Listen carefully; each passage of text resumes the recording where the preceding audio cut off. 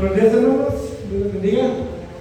Gracias a Dios que nos permite estar reunidos en esta mañana adorando a nuestro santo trino Dios.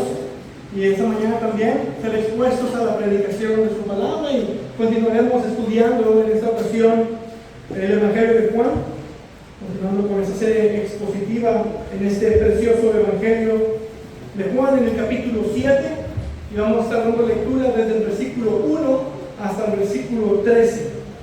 Juan capítulo 7, versículos del 1 al 13.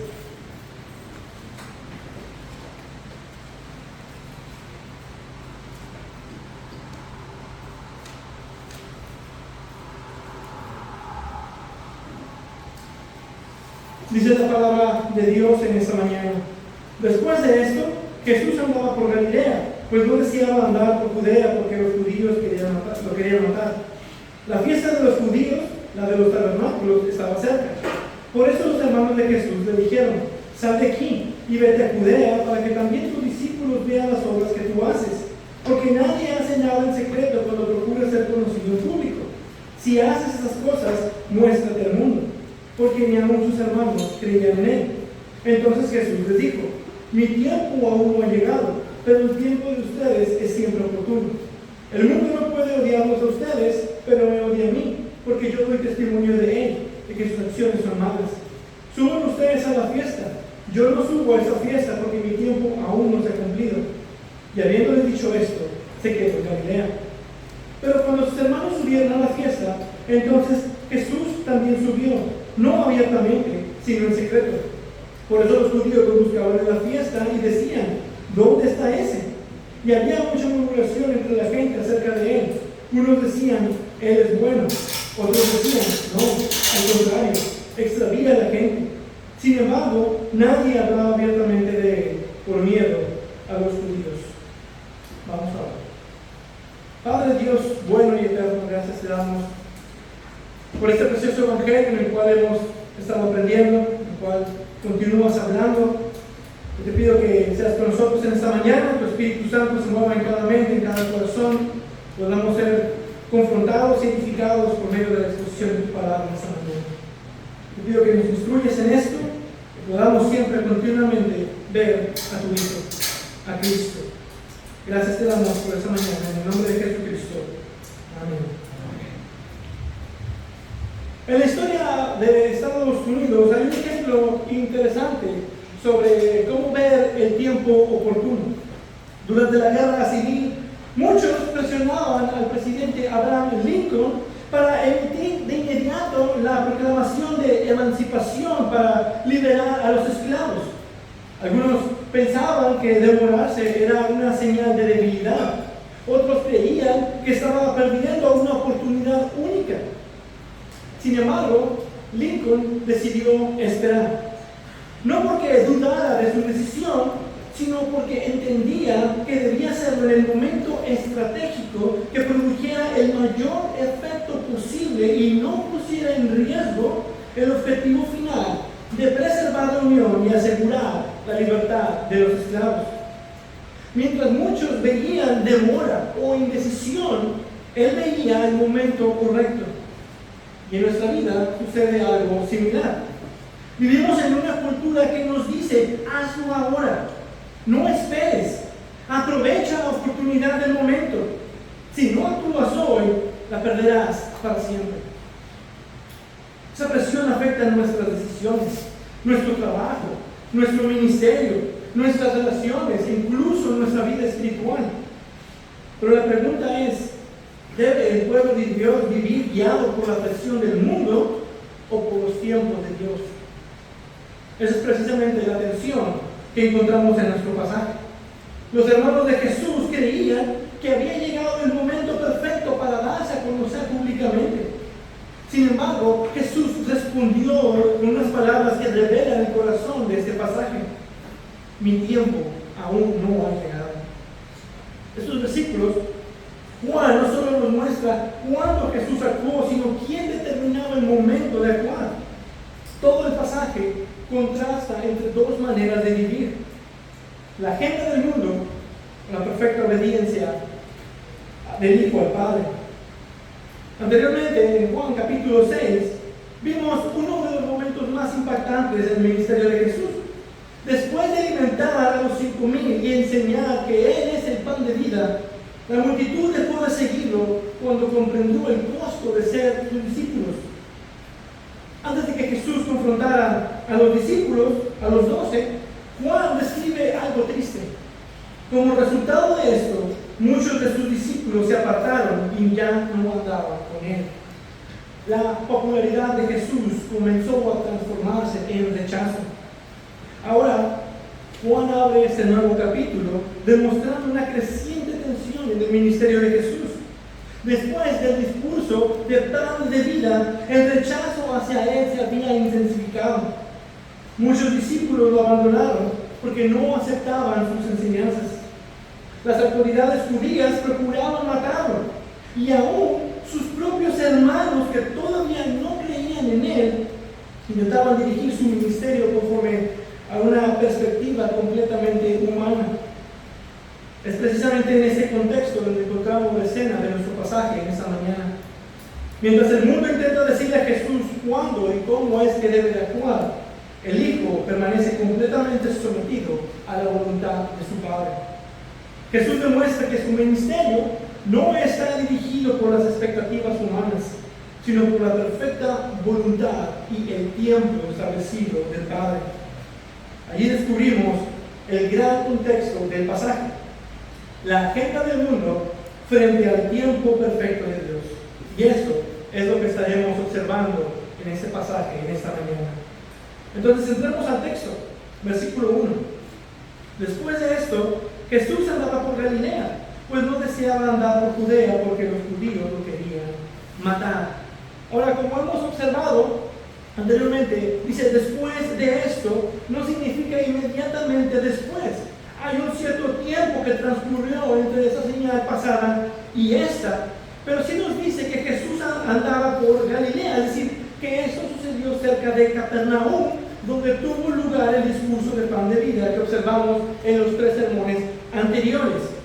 Entonces Juan no necesariamente indica una continuidad inmediata, sino más bien una transición hacia una nueva etapa en el ministerio de Jesús.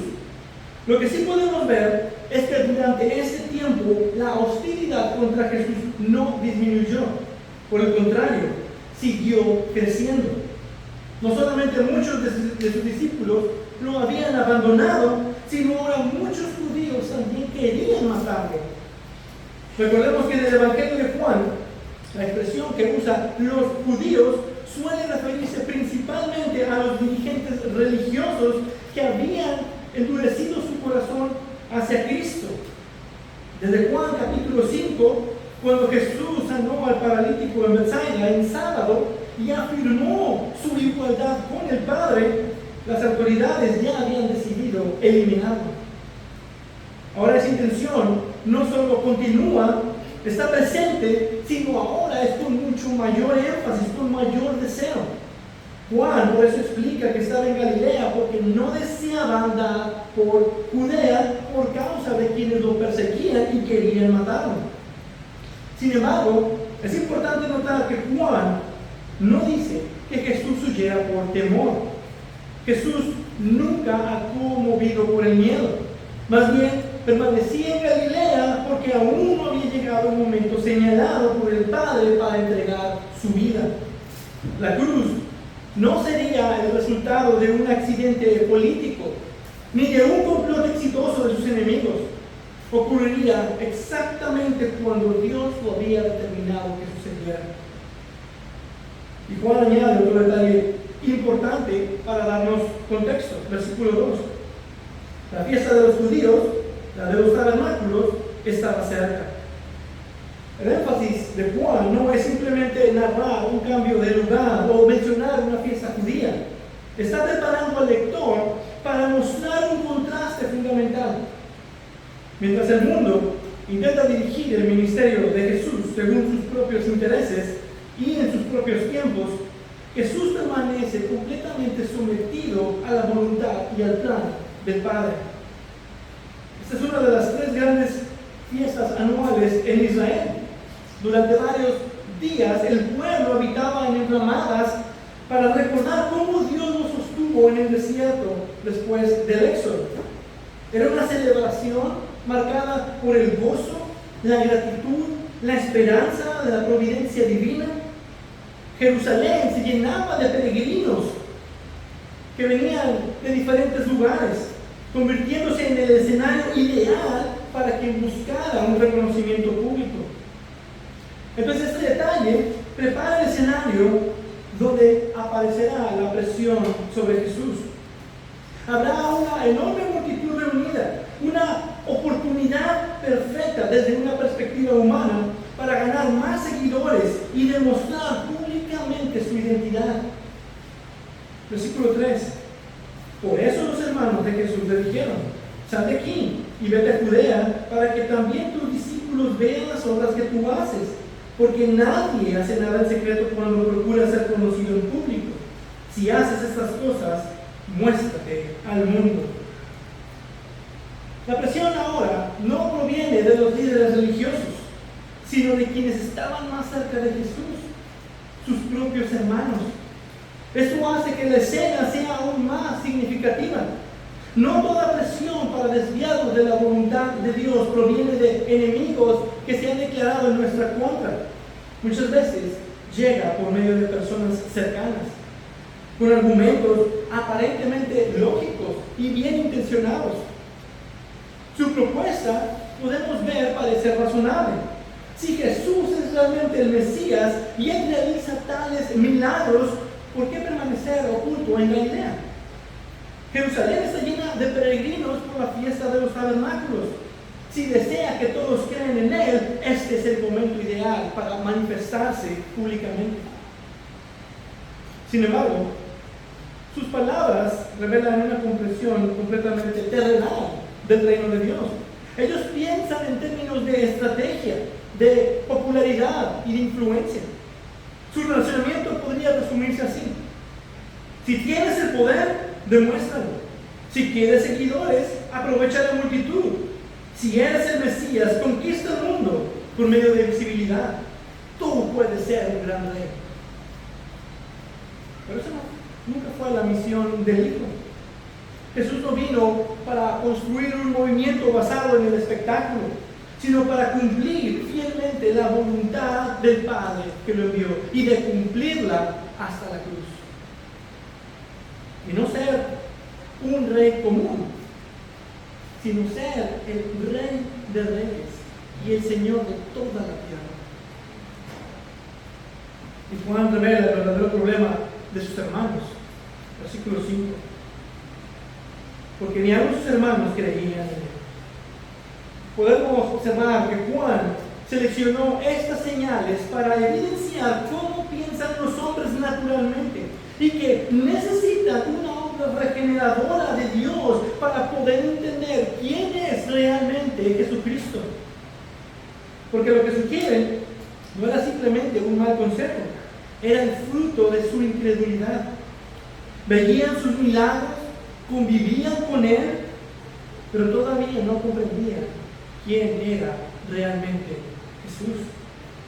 Querían un Mesías que respondiera a las expectativas humanas, no al propósito eterno de Dios. Juan nos muestra con esto que el mundo siempre intentará moldear a Cristo según sus propios deseos, según sus propios intereses. Y cuando no puede negarlo, procura redefinirlo. Pero Jesús jamás se someterá a la agenda del mundo. El mundo tendrá que enfrentarse al Rey que actúa únicamente conforme a los propósitos y el plan redentor del Padre. Mientras el mundo ve una oportunidad estratégica, Jesús está viendo el calendario del Padre. Y esta verdad armoniza con lo que Pedro afirma en Hechos capítulo 2, versículo 23, cuando declara que Cristo fue entregado conforme al plan determinado y el previo conocimiento de Dios. La muerte de Jesús nunca estuvo fuera del control del Padre. Toda su vida, todo su ministerio estuvieron gobernados por el mismo plan eterno de Dios.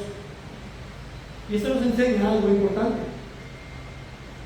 El mundo se opone a Cristo y busca constantemente presionar a los creyentes. Hoy somos constantemente impulsados a vivir según el calendario y la ideología de la cultura de hoy.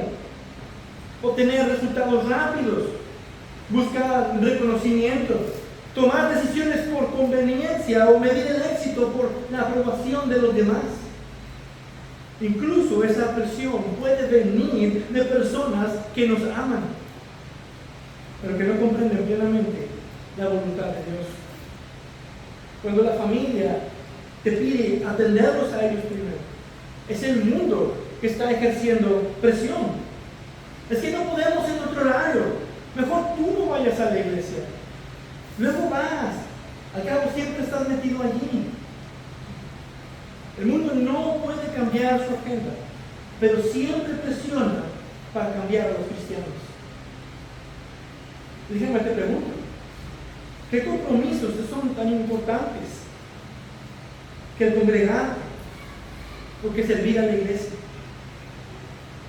Y ese pasaje nos recuerda que el discípulo de Cristo no debe de preguntar primero ¿qué esperan los demás de mí?, sino ¿qué desea el Padre de mí? La fidelidad no consiste en aprovechar cada oportunidad que parece favorable, sino de caminar en obediencia a nuestro Señor. Y la razón por la que podemos vivir así es que Cristo lo hizo primero. Él resistió toda presión de desviarse del plan del Padre y caminó en perfecta obediencia hasta la cruz para salvar a su pueblo y cumplir con ese plan. Y nosotros ahora, unidos a Él, el Espíritu Santo nos capacita para rechazar la agenda del mundo y aprender a descansar en los tiempos del Señor. Porque sus tiempos son perfectos. Así, nuestra vida deja de ser gobernada por las expectativas humanas y comienza a reflejar la confianza del Hijo en la perfecta voluntad del Padre. Es común que el mundo se diga, hay que aprovechar el momento. Las oportunidades no esperan. En muchos ámbitos, esa filosofía parece razonable. Sin embargo, el creyente no está llamado simplemente a aprovechar oportunidades, sino a discernir la voluntad de Dios en el momento. No toda oportunidad es una dirección divina. Jesús tenía delante de sí una ocasión inmejorable para darse a conocer, para incrementar su ministerio, pero no permitiría que las circunstancias decidieran sus decisiones. Él iba a obedecer el plan de Dios. Y Él decide, más bien, esperar el tiempo determinado del Padre. Y ese será nuestro segundo punto. Versículo 6.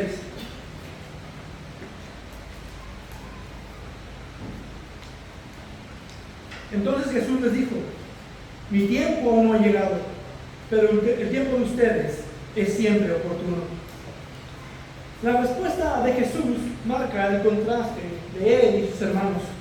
Mientras ellos ven una oportunidad que debe de aprovecharse de inmediato, Jesús deja claro que su vida no está gobernada por las circunstancias ni por las expectativas del mundo, sino por el tiempo establecido por el Padre y por la misión que Él ha venido a cumplir. El Evangelio de Juan usa expresiones como mi tiempo o mi hora, que apuntan al desarrollo del plan redentor que Dios culminará en la cruz. Jesús sabe que cada paso de su ministerio tiene un momento preciso. Eso también lo observábamos cuando habla con la mujer samaritana y ella cree, y por su testimonio muchos otros creen. Y Juan dice, él tenía que pasar por Samaria,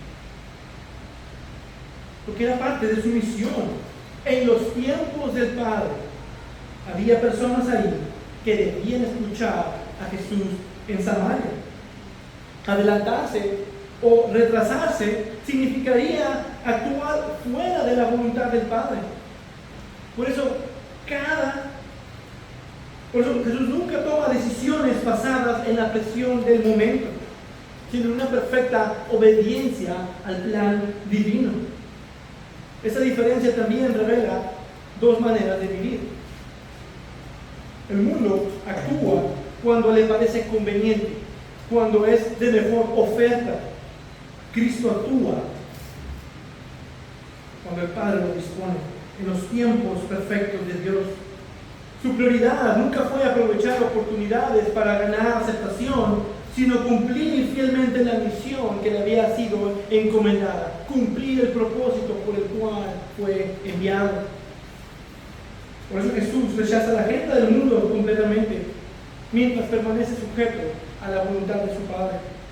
Versículo 7.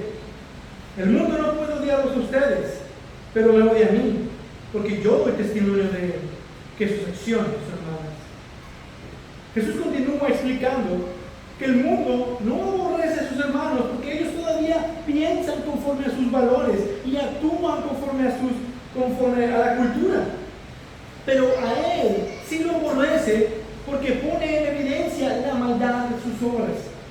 Y eso también lo dice en relación a que los judíos querían matarlo. En otras palabras, los hermanos de Jesús estaban sirviendo al mundo.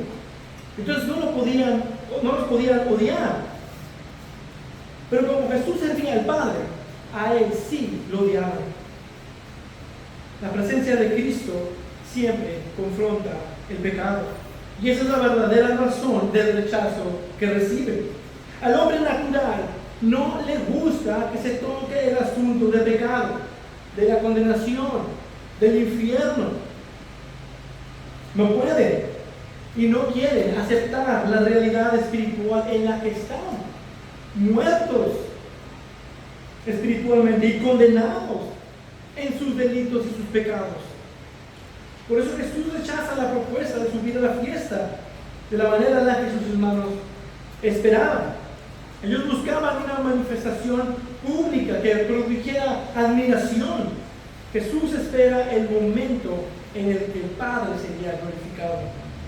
No permitiría que el entusiasmo de la multitud o la presión familiar dirigieran su ministerio. Él siempre prefirió y escogió hacer la voluntad del Padre. Como lo explicó anteriormente, hacer la voluntad del Padre era su comida. Y eso involucraba también los tiempos en los que se hacían las cosas. Versículo 8 dice: suban ustedes a la fiesta.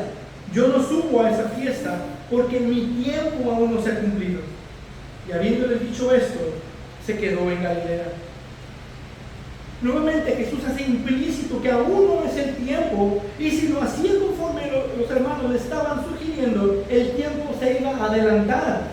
Ahora, aquí en el texto aparece una aparente contradicción. Jesús dice: yo no subo a esta fiesta, como diciendo yo no voy a ir, y más adelante dice el texto que sí fue.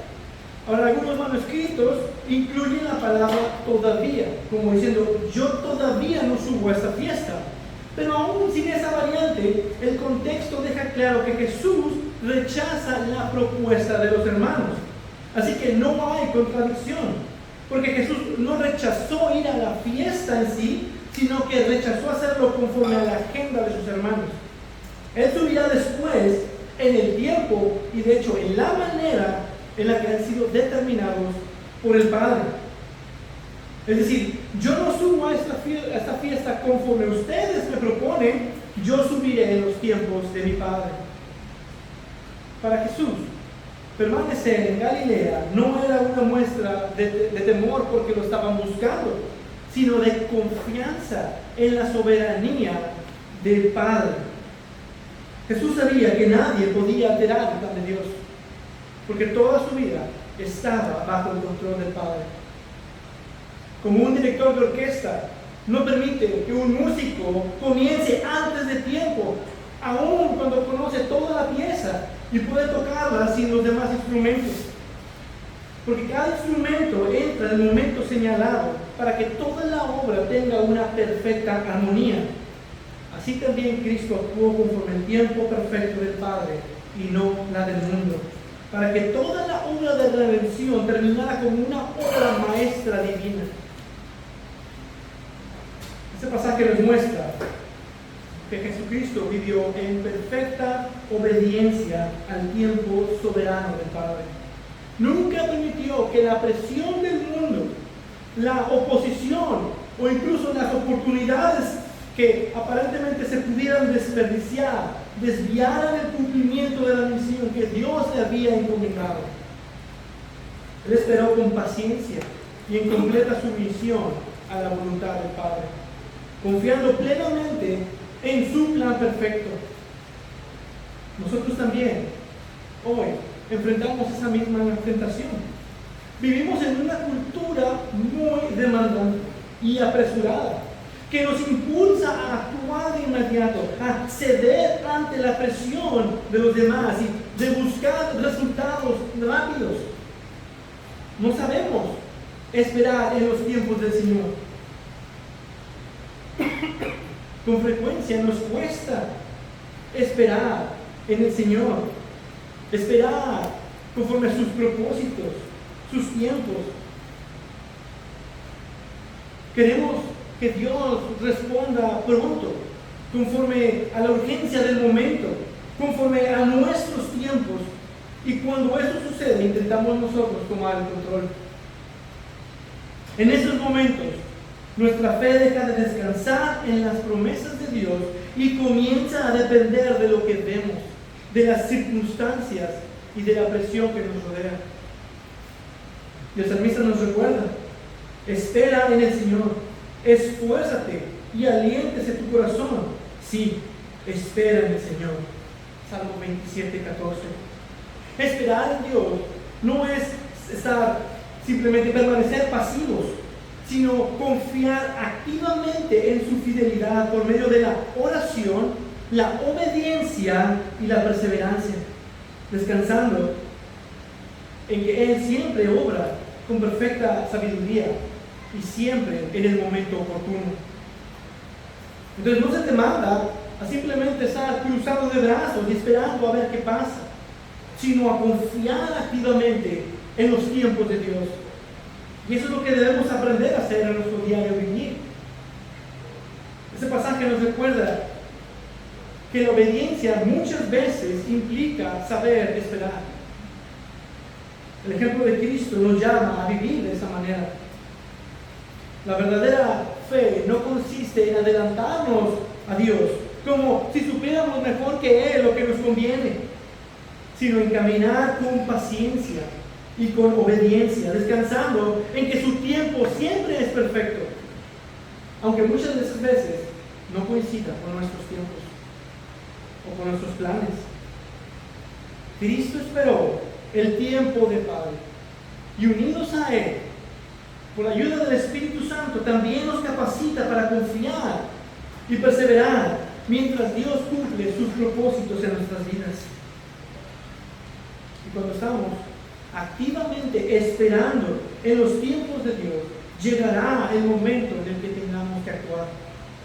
Y Jesús actuó también en el tiempo del Padre.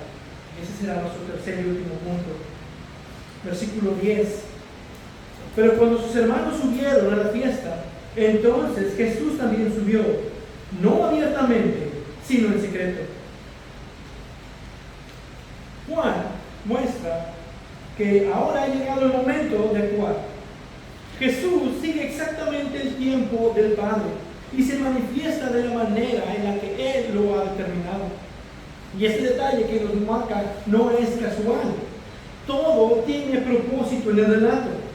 Si Jesús hubiera subido con sus hermanos, habría llegado como parte de una gran caravana de peregrinos de manera visible y pública, exactamente tal como ellos lo habían sugerido.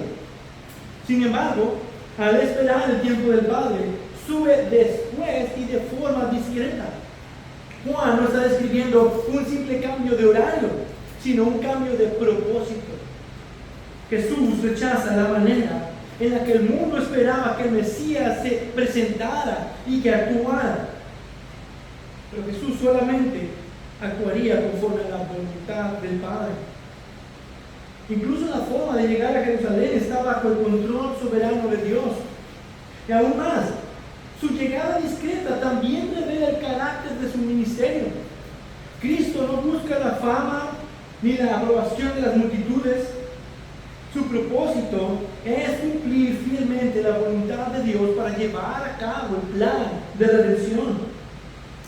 Mientras muchos esperaban un Mesías que se exhibiera públicamente para conquistar al pueblo y para establecer su reino, Jesús continuó revelándose conforme al plan soberano del Padre. Y en efecto, llegaría el día en que sería expuesto públicamente.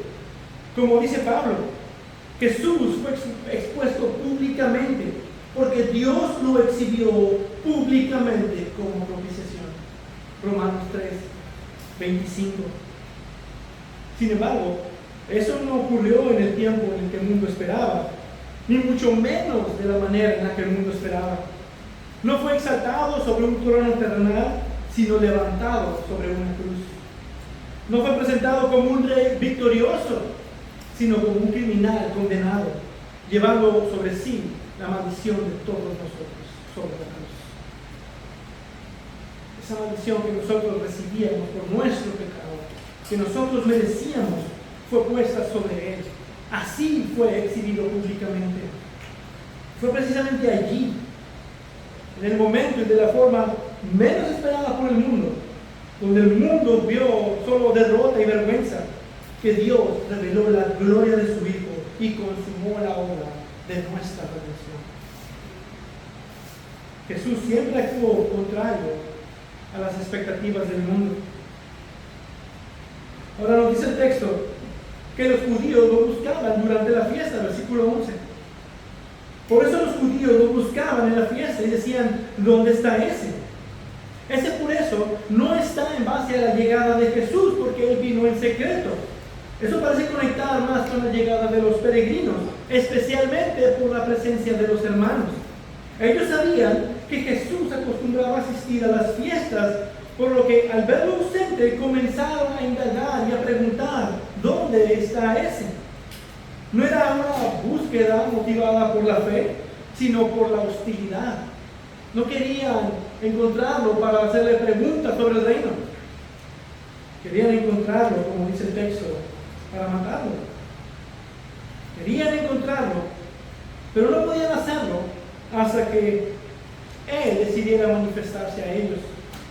Y sin saberlo, aquellos que lo buscaban estaban completamente sujetos al plan de Dios. Ellos no determinarían cuándo encontrarían a Jesús para arrestarlo. Ellos no podían adelantarse a los acontecimientos, no podían acelerar el plan de Dios que ya estaba en marcha. Cristo aparecería únicamente cuando llegaría el tiempo señalado por el Padre. Y una vez más, Juan nos recuerda que nadie controla al Hijo. Él actúa siempre conforme a la voluntad soberana de Dios. Y Juan nos muestra que las acciones de Jesús conllevan una respuesta acerca de quién es Él. Versículo 12. Y había mucha murmuración entre la gente acerca de Él. Unos decían, Él es bueno. Otros decían, no, al contrario, extravía a la gente. Cuando Jesús finalmente llega, las reacciones están completamente divididas.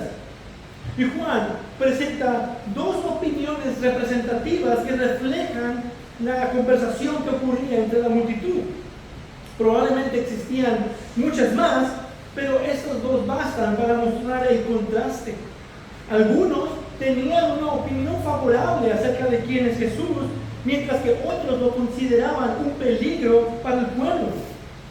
Sin embargo, ninguno de los dos grupos comprende realmente quién es Él. Los primeros reconocen cierta bondad en Jesús y pueden reducirlo a un buen hombre, pero eso está muy lejos de reconocerlo como el Hijo de Dios y el Mesías prometido. Los segundos, influenciados por el rechazo de los líderes religiosos, lo califican como un engañador, como alguien que extraviaba al pueblo. Además, versículo 13 dice, sin embargo, nadie hablaba abiertamente de él por miedo a los judíos. El temor a las autoridades era tan grande que nadie hablaba abiertamente acerca de él. Todas estas opiniones estaban ahí, pero solo en ciertos grupos. El miedo al hombre incluso mantenía a muchos en silencio. Y aquí vemos nuevamente la presión del mundo, que obliga a muchos a no dar su opinión abiertamente acerca de quién es Jesús. Por esa misma razón, hoy en día todos aplauden con facilidad a un loco que está hablando cosas que no entiende, mientras quieren callar a aquellos que predican el Evangelio de Jesús, que sí entienden. Al final de cuentas, el silencio por miedo, la aceptación externa o el rechazo son respuestas del mundo que revelan su confusión acerca de quién es Jesucristo. Con esto Juan vuelve a mostrar una realidad que atraviesa todo su evangelio. El mundo siempre tendrá opiniones acerca de quién es Jesús, pero las opiniones humanas no determinan su identidad. A Jesús no lo puede definir la serie de Chosen, ni la religión más famosa del mundo, ni por la opinión popular.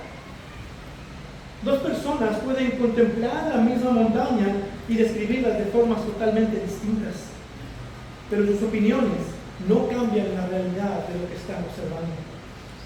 De la misma manera, las opiniones del mundo jamás alterarán la verdadera identidad de quién es Jesucristo. Porque Cristo no es quien la multitud dice que es. Él es quien el Padre ha revelado que es. La verdadera pregunta no es qué piensa la gente acerca de Jesús, sino si nosotros hemos creído en el testimonio que Dios ha dado acerca de su Hijo. Esa confusión que Juan relata prepara el escenario para lo que seguirá en este capítulo. A medida que Jesús enseñe públicamente en la fiesta, las divisiones aumentarán, porque la luz siempre expone la incredulidad del corazón humano. Y la verdad siempre divide y siempre separa a las ovejas y a los cabritos. Juan nos muestra que la presencia de Cristo nunca deja a las personas indiferentes. Inevitablemente confronta con la necesidad de responder a Él. Y como hemos observado en el Evangelio de Juan, siempre solo hay dos respuestas. Incluso si decides estar en silencio, aunque sea por miedo, es equivalente al rechazo. El temor al hombre llevó a muchos a guardar silencio acerca de Jesús. Pero Cristo llama a sus discípulos a una fe que no permanece escondida. Por tanto, todo el que me confiese delante de los hombres, yo también lo confesaré delante de mi Padre que está en los cielos. Pero cualquiera que me niegue delante de los hombres, yo también lo negaré delante de mi Padre que está en los cielos. Mateo capítulo 10, versículos 32 al 33. Y esa es la respuesta que lleva a la vida eterna. Aceptar fe a Cristo como ha sido revelado en las Escrituras y de hacerlo públicamente. La verdadera fe no solo cree en Cristo ahí en lo privado, donde nadie ve, también está dispuesta a identificarse con Él públicamente, aun cuando eso implique oposición o rechazo. Entonces, Juan nos enseña que Jesucristo cumplió perfectamente el plan del Padre y actuó en el tiempo de Dios. Su vida no fue dirigida por las expectativas del mundo ni por la opinión de las personas, sino por la voluntad soberana de Dios. Nosotros también vivimos rodeados de opiniones, de presiones y de expectativas. Muchas veces somos tentados a buscar la aprobación de los demás o permanecer en silencio por temor a lo que otros puedan pensar. El mundo nos presiona constantemente para no confiar en el Señor y para no actuar según su voluntad. Por ejemplo, un creyente en su trabajo sabe que una práctica es deshonesta, pero todos le dicen, así se hacen las cosas aquí. Si no lo haces, no vas a progresar. O como dicen en México, el que no tranza, no avanza. La presión es real. El mundo nos pide que comprometamos nuestras convicciones para obtener aceptación o beneficios.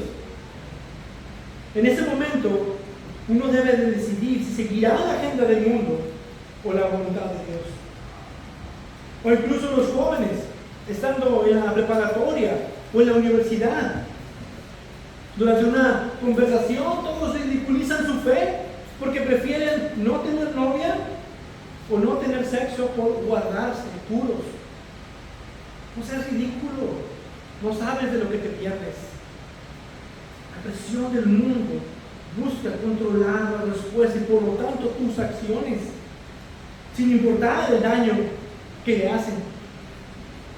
O simplemente alguien, al querer compartir su fe en una conversación familiar. Aquí esto es asunto familiar, aquí no nos metas tu religión. Sin embargo, seguir a Cristo significa obedecer al Padre, aun cuando eso implique ser malinterpretado o rechazado por los demás. El ejemplo de Cristo nos recuerda que nuestra prioridad no es agradar al mundo, sino de ser fieles a Dios y de saber esperar en Él. Como escribió Pablo, ¿por qué? ¿Busco ahora el favor de los hombres o el de Dios? ¿O me esfuerzo por agradar a los hombres? Si yo todavía estuviera tratando de agradar a los hombres, no sería siervo de Cristo. Gálatas 1:10. Cuando nuestra identidad y confianza descansan en Cristo, podemos permanecer con valentía, aun cuando el mundo nos malinterprete o nos rechace totalmente. Por eso debemos aprender a esperar en los tiempos de Dios y no en los tiempos del mundo. Y actuar de acuerdo con la voluntad de Dios, porque es a Cristo a quien queremos agradar. Para terminar, hay una progresión del pasaje que podemos ver y marca el contraste entre la agenda del mundo y la obediencia perfecta del Hijo al Padre. ¿Qué quiere el mundo? Que Jesús actúe según su agenda. ¿Qué hace Jesús? Espera el tiempo del Padre. ¿Qué ocurre cuando llega ese tiempo?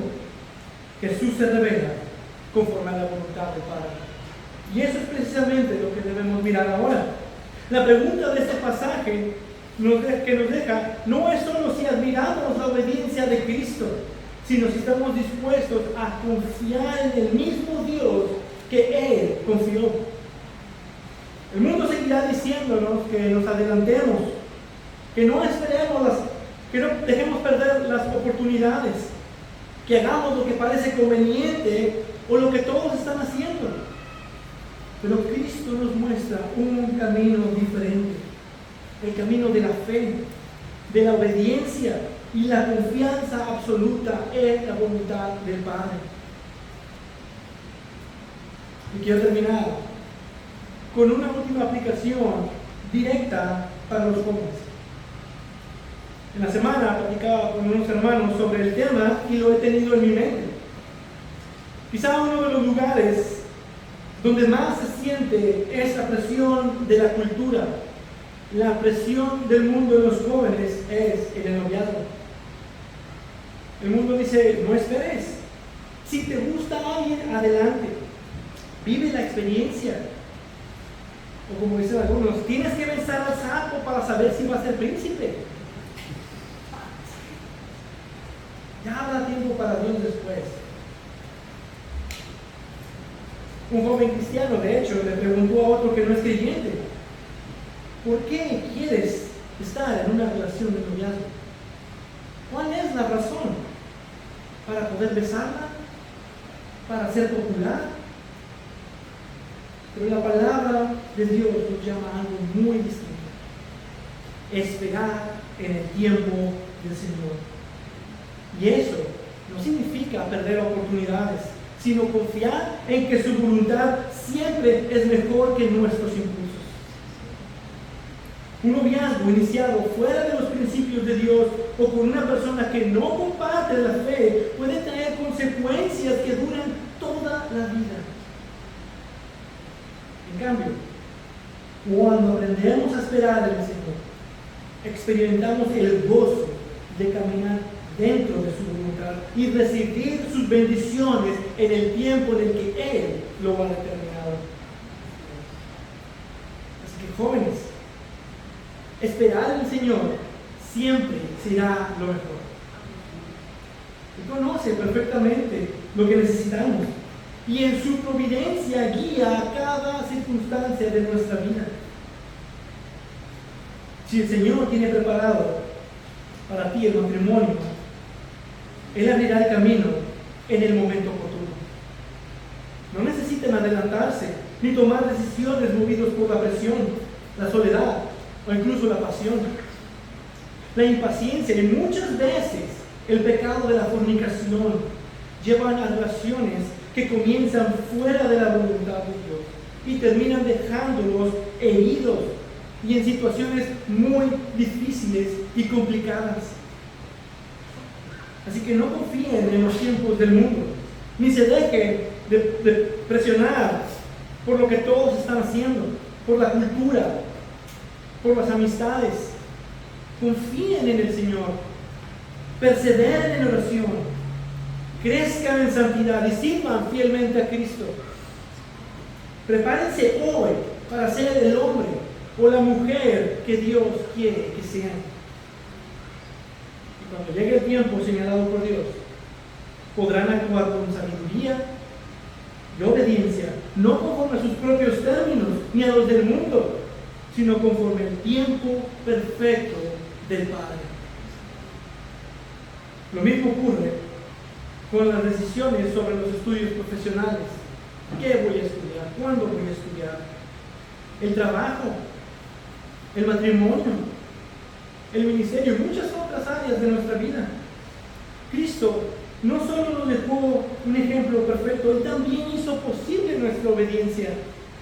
Aquel que esperó perfectamente el tiempo del Padre fue el mismo que cuando llegó su hora fue a la cruz para llevar nuestros pecados, para reconciliarnos con el Padre. Y esa salvación puede ser nuestra por medio de la fe y arrepentimiento, de aceptar que Cristo cumplió el plan perfecto en el tiempo perfecto para que nosotros ahora, en Él, unidos a Él, tengamos vida eterna. Allí cumplió, en la cruz cumplió perfectamente la misión que el Padre le había encomendado. Ahora, unidos a Él por la fe y fortalecidos por el Espíritu Santo, podemos aprender a vivir conforme al tiempo perfecto de Dios. Llévate estas preguntas y hazlas sobre cada decisión de tu vida. ¿Me está presionando el mundo para actuar conforme a su agenda? ¿Qué hizo Jesús y cómo puedo imitar su obediencia al Padre? ¿Estoy dispuesto a esperar el tiempo de Dios y de actuar únicamente en su voluntad?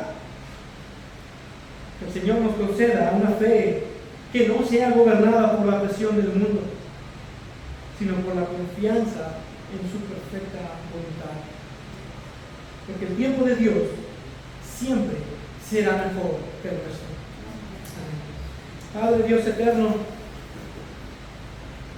gracias te damos por esta enseñanza.